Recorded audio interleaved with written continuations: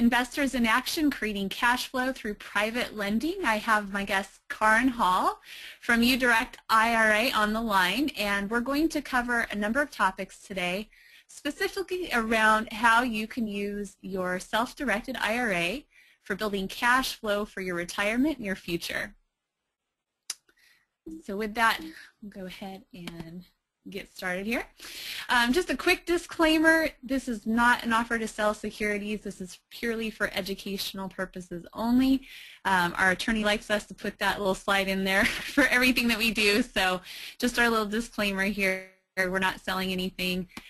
We're just sharing information about how to become the bank. So banks for centuries have been lending to people and earning money, earning rates of interest. Usually they're giving back interest, but these days it's such a paltry amount, it's not even funny. It's usually less than 1%. So we're going to show you how to become the bank and learn the secrets that banks don't want you to know, how to earn passive income and let your money work for you, how to minimize risk while maximizing profit, and we're going to show you a couple samples of the types of deals that our company, Investors in Action, do. Both residential and commercial lending, as well as the criteria that we use for lending. And then we're going to go cover two little quick case studies, a fix and flip in California and a commercial turnaround project that my partner Terry and I are working on. And then lastly, stay tuned to the end of the webinar because we have a special invitation on an upcoming event. So with that, I'm going to share with you how to earn mailbox money or money straight into your IRA account. And just to kind of go cover the bases, my partner Terry and I, we do this because we want to spend time on what really matters to us, our family, travel, hobbies, charity. We love to be able to give generously both with our time and money, and real estate investing in particular. You know, our IRA investing, I'm not old enough yet to use it, but I can't wait until I get to that age where I can cash in and start earning my monthly returns on everything that's coming through my IRA account. So Terry and I, my partner Terry Garner, and I are the managing members of Investors in Action. Combined, we have over 25 years of experience in several niches in real estate, wholesaling, rehabbing, residential, and commercial rental properties, private lending, and we also offer investment education. These days we're really focused on the private lending in both residential and commercial. And I'm going to share with you just a little snippet of one of the types of deals that we're specializing in, which is self-storage. So that one's exciting. So going back to the beginnings here, when Terry and I first started lending, we didn't structure it the way that we structure things now. And we did a joint venture that unfortunately went over time, went over budget, and resulted in a $16,000 loss to ourselves. We looked at our situation and said, let's never lose money again. So we restructured to private lending, which is creating a note with a mortgage or a trust deed placed on the property. And since then, we've had a 100% track record of principal and interest payments that were given back to ourselves and our investors. So I will share a little bit about how we do that. The reasons why we like to become the bank versus the developer. Developers, you know, we've been in this situation before, and you can make a lot of great money as a developer, but it's time consuming. You've got to manage people, timelines, materials, sales. You know, typically rehabs can take hundreds of man hours, where being the bank can take you, you know, maybe a handful of hours.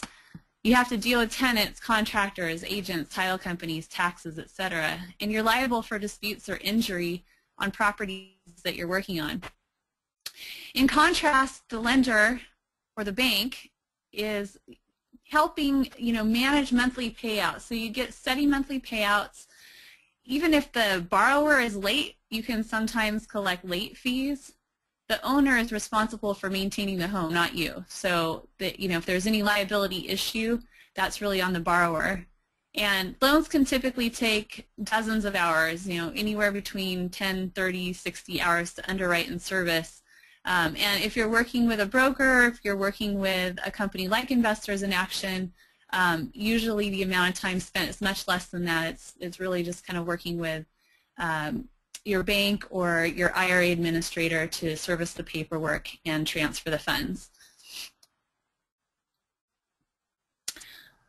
So being the bank, those are all the reasons why we absolutely love being the bank.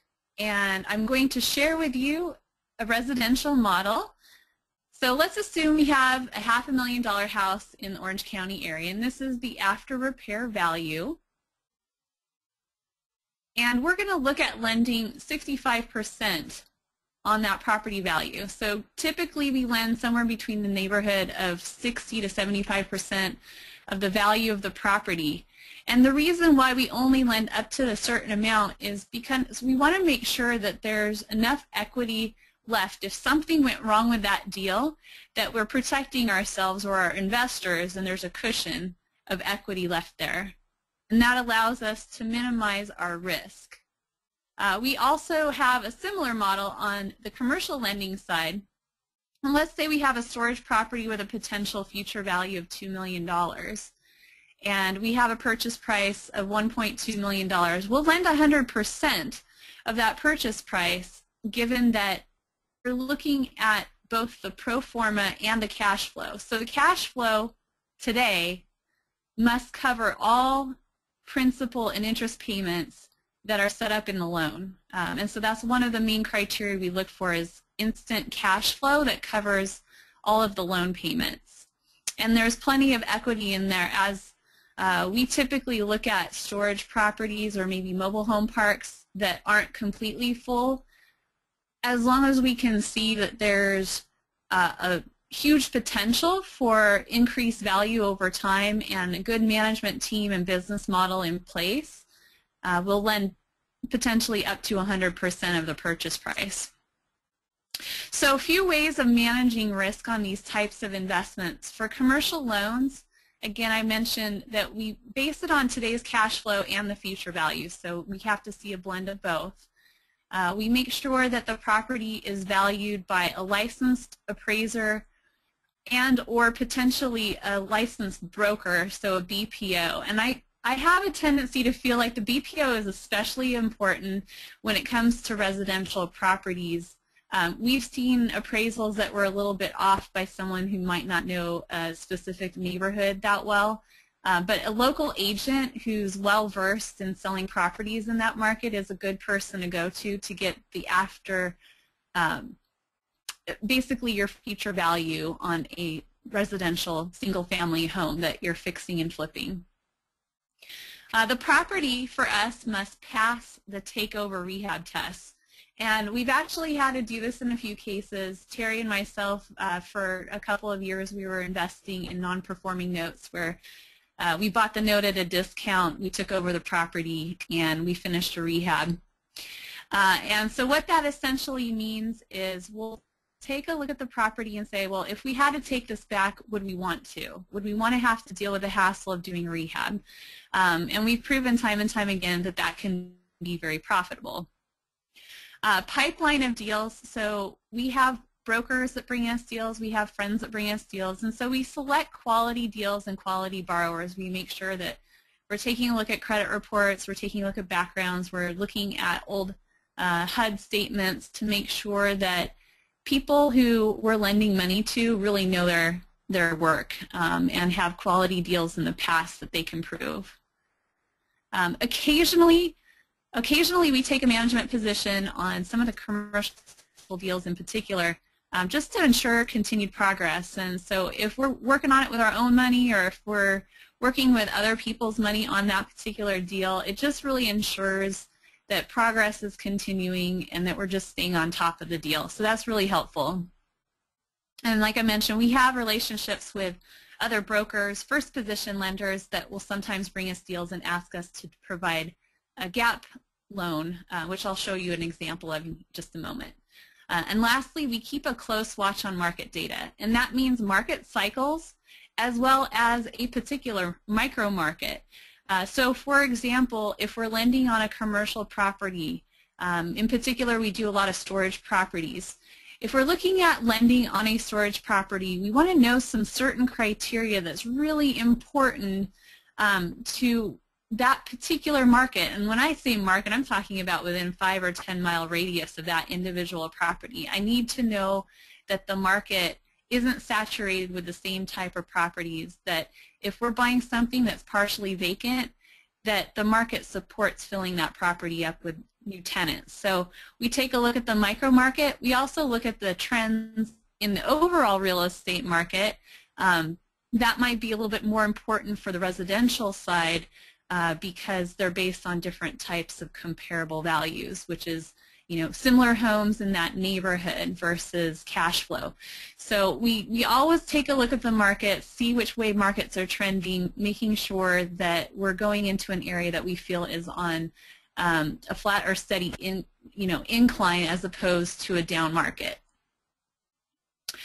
So I'm going to cover a couple example deals. This is a previous deal that we did in Los Angeles, and we were asked to do a gap loan.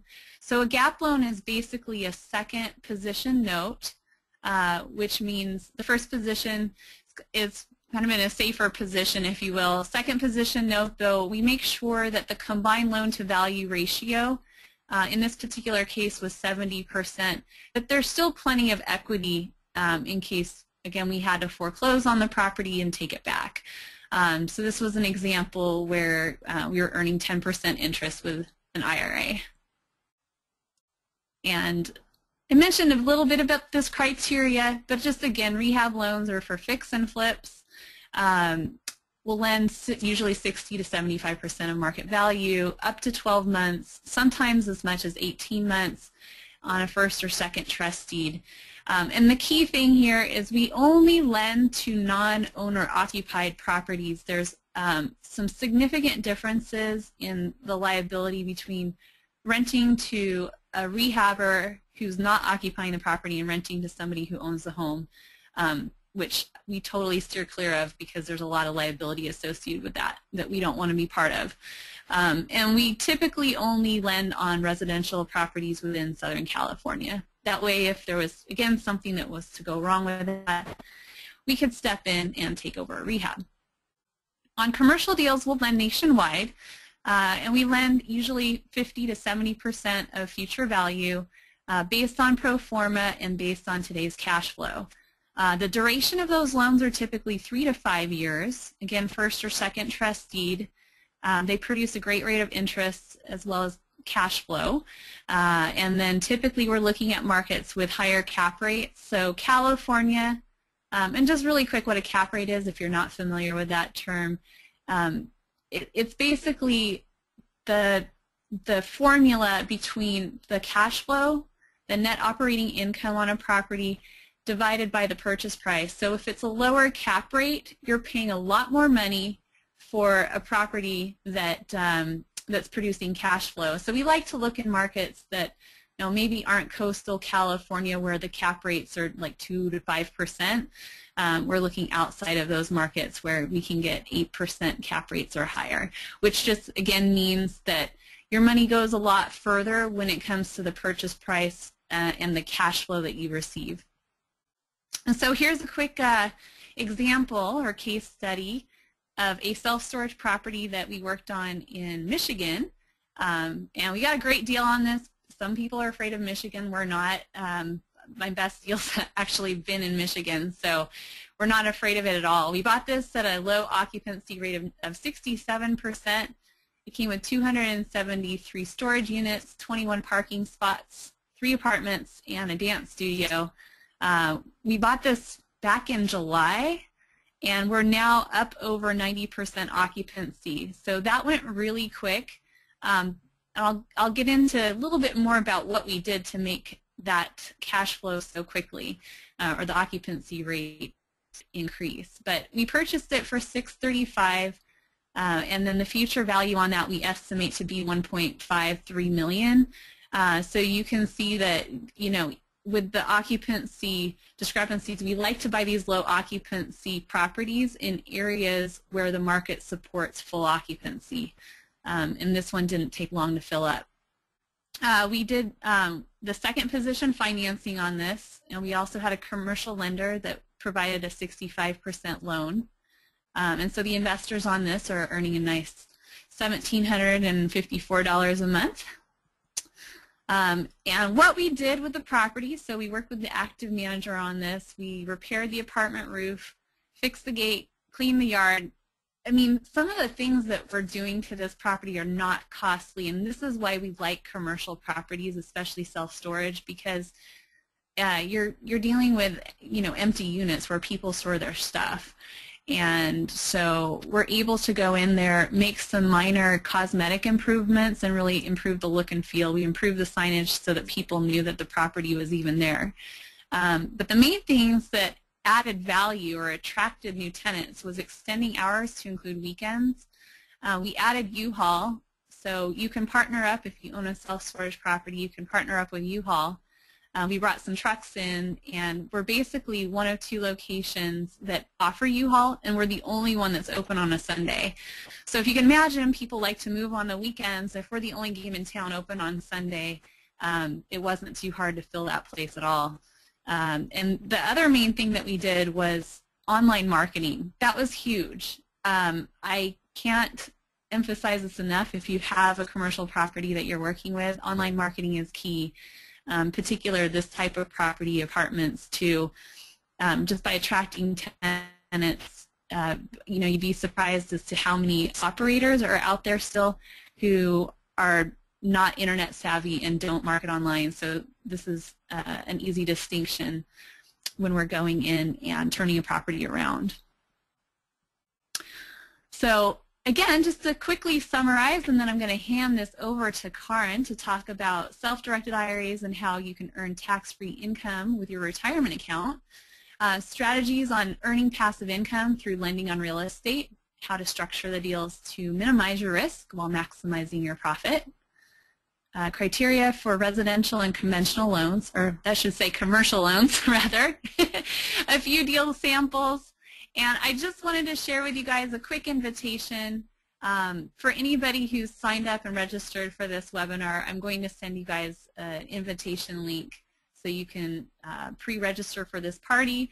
But we're having a wine and cheese party on Friday, April 24th in Corona Del Mar, and Kaaren's group, Kristen Halton group, and myself, along with a few of my friends and colleagues, are going to be sponsoring that event. So I'm hoping that all of you can join us for that event. And with that, I'm going to go ahead and change this over, hand this off to Kaaren. Thanks, Alia. Waiting for that little, there we go. Yep.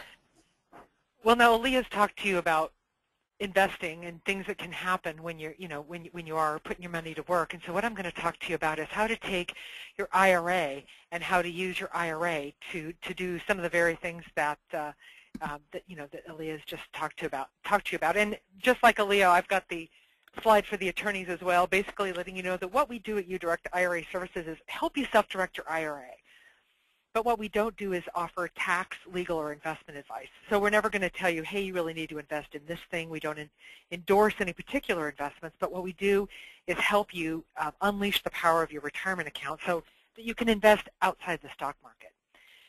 And when it comes to saving for retirement, which of course is what an IRA is all about, there is just a huge deficit between what Americans have and what we need to retire. Right now, a $6.6 trillion deficit, and with 10,000 people turning 65 every day, now that the baby boomers are aging, there's a tremendous amount of people that are getting into that area. So you don't want to have a shortfall. You want to have enough money to be able to retire. When it comes to all retirement funds, there's about $23 trillion out there in retirement money, and here's how it breaks down. But what's interesting is almost all that's in the stock market. Only a small percent, like 3 or 4%, is in what's called alternative assets, although I don't know what's alternative about real estate because everyone lives in real estate for the most part or works in real estate, and we all are, buildings are not alternative at all, but they're called alternative assets. And of course, real estate is a very big asset that people like to self-direct into. If you haven't heard about self-directed IRAs before, you're not alone. It's interesting because it's like the best kept secret. In this year, 2015, marks 40 years since you've been able to self-direct your IRA or invest it outside the stock market. But even still, there are attorneys that don't know about it, CPAs who don't know about it. But it was when the ERISA laws took effect in 1975 that you were able to self-direct. So it's nothing new. It's not some new fad or anything. So what's the difference? What makes an IRA self-directed? And that's simply the custodian you use. Most custodians, like the big ones where you probably have your IRA parked, will only let you invest in stocks, bonds, mutual funds, or maybe a CD. But when you have a self-directed IRA with a self-directed IRA custodian, then you can invest in all kinds of things like notes, like rental properties, like commercial property, raw land. Your IRA can be the bank and lend money to people. You can buy performing and non-performing notes, all kinds of things. So it really does open the doors wide open to all different kinds of asset classes. So what about losses? If your self-directed IRA invests in something, and of course, with investment comes risk, and what if you're to lose your money? Well, know up front that you're not going to be able to write off those losses, and the losses are not easily replaced. They're not easily replaced because we've got contribution limits. But the other thing, too, is if your IRA loses money, it's important to know that you can't just state, oh, hey, my IRA, lost all its value. You have to be able to back that up with a valuation from a valuator, an asset valuator. It's not just like an appraiser. There are actually people out there who are asset valuators that evaluate things like notes and so forth. So we do need a valuation. Okay, so what are the limits? It's nice that the IRS doesn't say, okay, here's what you can invest in. They just give us this very short list of what you can't invest in. So your IRA is not going to invest in life insurance contracts or collectibles. So no fine wine collection in your IRA. You're not going to put collectible coins or cars in your IRA, but you can invest in other assets as long as they're for investment purposes and as long as the investment is for retirement purposes. Those are the two things to keep in mind. If you're working somewhere right now and you've got a retirement plan with that employer, that's great. And I say save as much as you possibly can because you're going to need it when you retire. But if you have that money and you're still working with that employer, you probably won't be able to move it over into a self-directed IRA. You really have to wait until you leave the company to roll that over. You can go to them, though, and ask for what's called an in-service transfer. Typically, if you're 59 and a half or older, you can usually do an in-service transfer, but it all depends upon the plan document from the company that sponsors the employer plan. So you can ask them. Otherwise, you really have to wait till you hit retirement age or leave your employer to be able to roll that money over. So let's talk about the self-directed IRA rules. And of course, no conversation about self-directed IRAs is complete without covering the rules because you don't invest self-directed IRA money like you invest your own personal cash. It's just so different. And the differences may really surprise you. So you can't just go into it assuming that you know exactly how it works until you learn a little bit about it so that you've got some background, and that's why I'm really glad you're listening today. Number one, you're not going to borrow any money from your IRA. You're not going to sell any asset you already own to the IRA. It's not security for a loan. And you don't use a self-directed IRA to buy property for personal use, either present or future. That's what the IRS says. Now, with self-directed IRAs, another unexpected kind of a rule is that some people are qualified and some people are disqualified to the IRA. So the disqualified people are your lineal ascendants and descendants, your parents and grandparents and their spouses, you and your spouse, and then your children and your grandchildren and their spouses are disallowed to the IRA. Also, anybody who's a fiduciary or who provides services to the plan, they're also disqualified people. The qualified people, though, are the people who are out to the sides on your family tree, like your aunts and uncles, brothers and sisters, nieces and nephews. Those people are qualified. All right, so here's how that applies. The self-directed IRA game, you can kind of think of it as a game of keep away, and you want to keep away from prohibited transactions. Your IRA is for retirement purposes only. So everything you do in your IRA is the purpose, the reason you're doing it is so you can save for later. Keep that in mind. It's not for today at all. So neither you nor any disqualified person can benefit from the IRA today. It's all for retirement benefit. So that means no personal benefit, no present benefit, no indirect benefit. And so I'll describe what that means. For example, we've had people say, well, hey, I want my IRA to lend money to my wife because she's starting a new company. And we'll say, no, your wife is a disqualified person. Your IRA cannot lend money to your wife. Well, it's not to my wife, it's to her company. Well, in the eyes of the IRS, your wife and her company are really the same thing. The other thing you can't do is lend the money to some third party who then gives it to your wife so that she can invest, and start her company. That's called, indirect benefit, and there's something called the indirect rule where you can't just go through some sort of entity and get it to somebody else and give a disqualified person benefit from your IRA. You want to steer clear of that. Okay, number 2, you're not going to buy, sell, or exchange property between the IRA and anyone who's disallowed. Pretty straightforward. So your IRA won't buy a house from, say, your dad. Your IRA is not going to sell a house to your kids. You're not going to be able to buy a house from your IRA either. You can take it as a distribution. Now, you can transfer upon death, but while you're alive, you're not going to buy, sell, or exchange assets between your IRA and anybody who's disallowed. And number 3, a disallowed person, again, your ascendants and descendants, and you're not going to provide goods, services, or facilities to the plan. All right, here's what that means. That means that, for example, maybe your IRA owns a house, and you think, oh, that's great because my dad, maybe your dad, is a plumber, and he can go in and do all the plumbing and fix up the property your IRA owns. Well, your dad is a disallowed person, so he can't provide those services even for free. You cannot go in there and swing the hammers either. It's called an overcontribution of sweat equity. Love that one. So you can't swing the hammers or do any of the work. What you can do is this. If your IRA owns a house, you can screen the tenants. You can physically pick up and collect the rent checks that are made payable to the IRA, and you can hire third-party vendors. But disallowed people can't do any of the work. So that's very important. So prohibited transactions are the one thing that's important to keep away from. And it's prohibited transactions. These kinds of things don't appear in your normal life. So that's why it's so important to understand them when you're self-directing an IRA. Here's the structure of the self-directed IRA, also super important to understand. There's you on the one hand and your IRA on the other hand. So when your IRA is investing, it's not you. So maybe you find like a house and you really want your IRA to invest in it. You don't sign the contract personally because you are not buying it. Your IRA is buying it, so we have it signed on behalf of your IRA. So you and your IRA are separate entities. Then there's uDirect IRA services. And when I founded the company, I looked for a custodian to hold our clients' money. And so I looked at a lot of banks. And in 2009, you may recall that banks were dropping like flies, so it didn't seem like the best idea. So I found a trust company custodian, which I like because it's non-depository.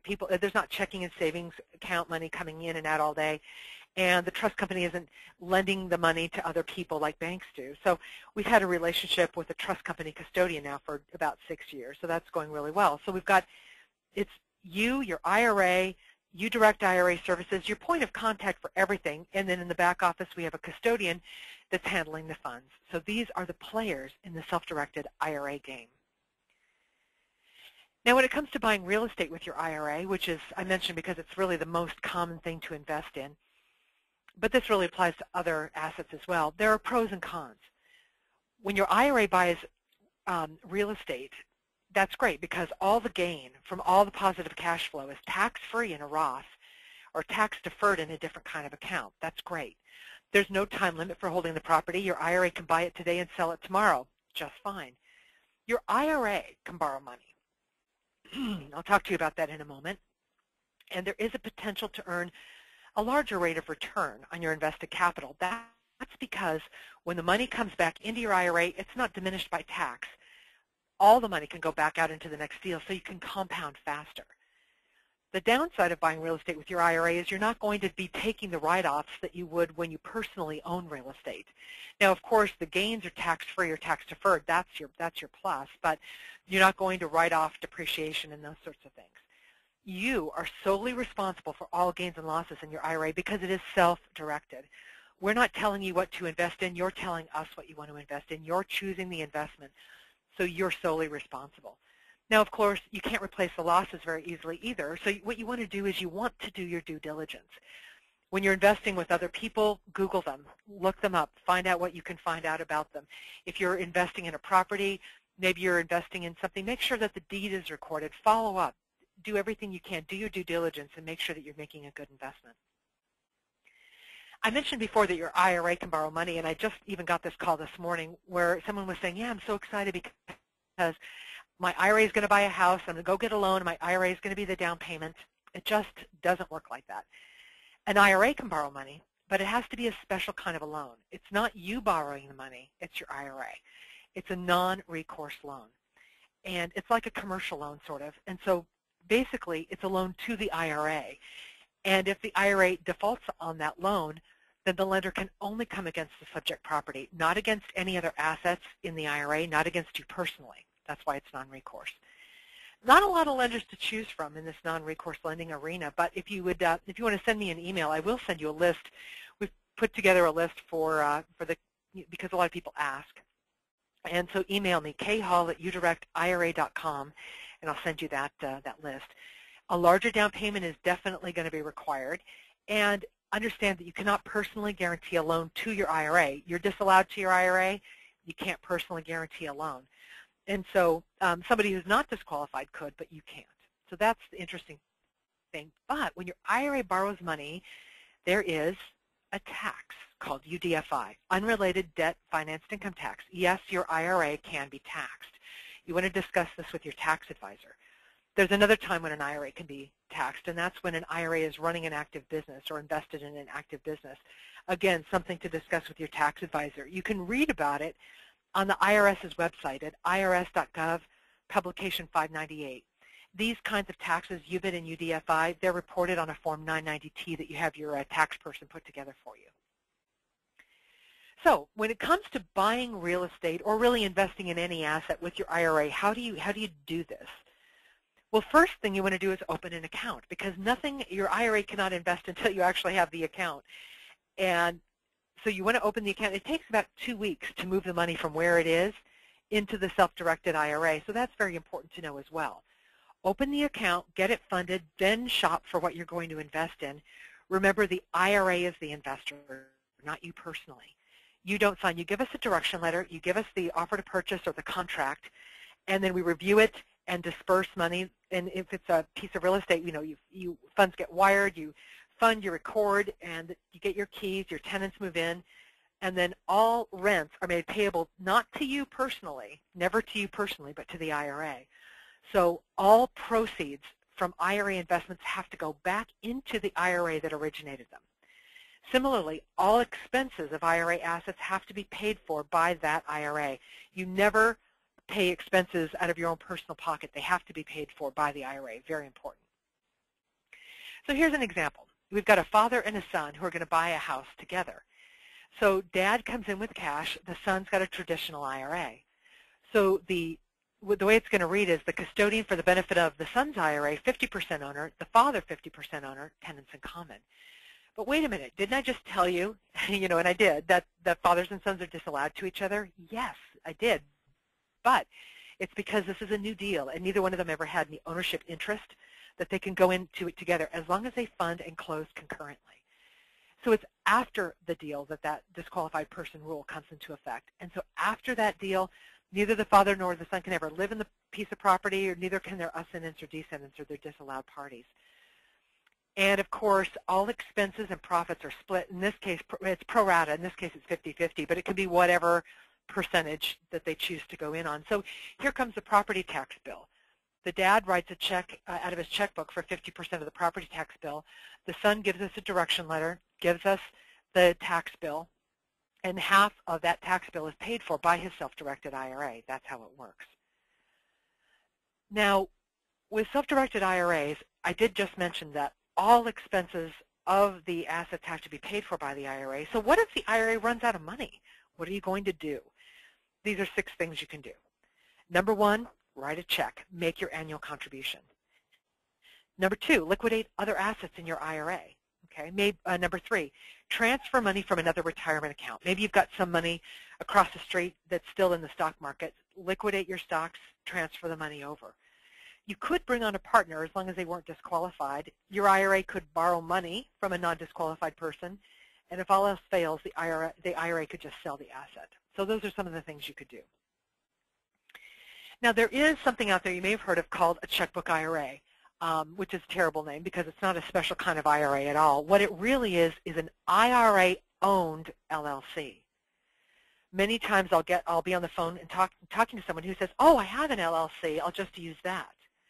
Well, remember, your IRA cannot buy an asset you already own, so it's not that kind of an LLC. It's a special purpose LLC.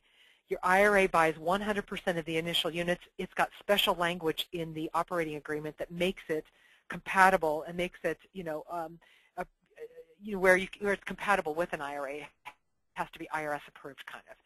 And so it's a very special kind of LLC. Be very careful with that. Now, when it comes to self-directed IRAs, we talk about that, but there are all of these different kinds of plans can be self-directed. It's not just the IRA. With the IRA, there are 6 different kinds of IRAs even. The traditional, Roth, SEP Simple, spousal, inherited. Also, qualified plans, employer plans can be self-directed. We offer the individual plans, though. And even plans that are not retirement plans, like a Coverdell, which is to save money for children to go to college or school, or a health savings account. Those can also be self-directed. So just keep in mind, it's not just a self-directed IRA. So how do you do it? How do you self-direct an IRA? It's a 3-step process: open, fund, invest. Go to our website, uDirectIRA.com, click on Get Started, Open Account, and fill out an application. We need a little bit of paperwork. We have a $50 setup fee. Then you want us to fund your account. So you can call your tax person and say, "Hey, how much can I contribute to my IRA?" And they'll tell you whether you qualify or not, and that sort of thing. And then so you can write a check and contribute. You can do an IRA to IRA transfer where you fill out our transfer form. You sign it. You give it to us. We sign it. We send it to your current custodian, and they move the money over. Or you can roll money over from a previous employer plan, maybe used to work somewhere. So you fill out that company's 401k paperwork, for example, their rollover paperwork, and roll the money over. Either way, it takes about 2 weeks to get the money over. So after your account is open and it's funded, then you can invest. You give us a direction letter. You give us the supporting documentation. We do a compliance review and fund your deal, and then you have self-directed. And all those proceeds must flow back into your self-directed IRA. So we've covered a lot of ground pretty fast. So if you've got additional questions, which I'm sure you probably do, please email me. My email is khall@udirectira.com. And with anybody who opens an account with us in the month of April of 2015, we are giving you a free book called the Self-Directed IRA Handbook, so you can learn even more about how to self-direct your IRA. So please contact me. The direct dial number at the office is 714-460-5505, or again, email me at khall@udirectira.com. And with that, I'm going to turn things back over to Alia. Alia, thanks so much for having me as a guest on your webinar today. I greatly appreciate it. Yeah, this was terrific. Thank you, Kaaren. And again, I will be sending some information out on the invitation for our upcoming wine and cheese party in Corona del Mar on Friday, April 24th. So thank you for your time, everyone, and feel free to respond back to me if you have any questions. Take care.